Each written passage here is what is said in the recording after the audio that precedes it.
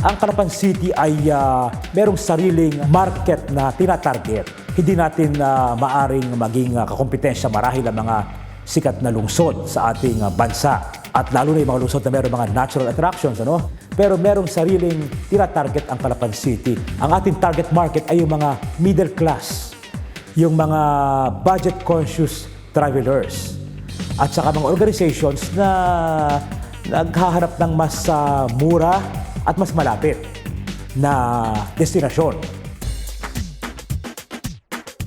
Ang Calapan City, geographically, malapit tayo sa Metro Manila, malapit tayo sa Maytan, Luzon.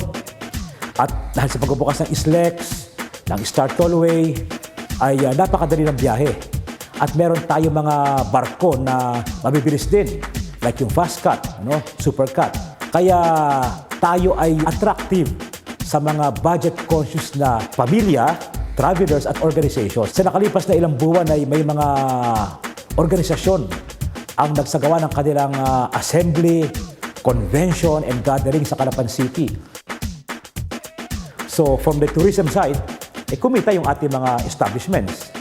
Kasi marami sa kanila nagbilat sa mga hotel, sa mga lodging houses, kumain din ang mga yan, nag-hire ng mga van at mga sasakyan. So yan ang halimbawa na nagbo-boom ang iyong local economy pag may turista. No? Siyempre, yung mga souvenir stores, kumita rin. Doon sa Caluangan Lake ang pwedeng ma-develop din yan for fishing, recreational fishing, o wala source of food yan.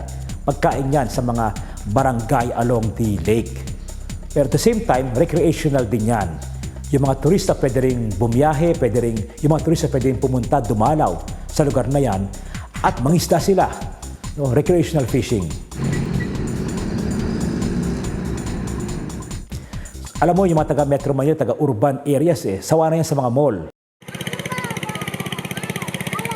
Kaya pupunta ng probinsya, maka-experience sila ng buhay sa bukid. Kaya nga sabi namin savor a farm experience. Ano? Mamitas ka dyan ng mga prutas, gulay, no? Mamingwit ka, pwede mong lutuin dyan, kainin. So yan ay agritourism at yan ang pinopromote namin sa Calapan City.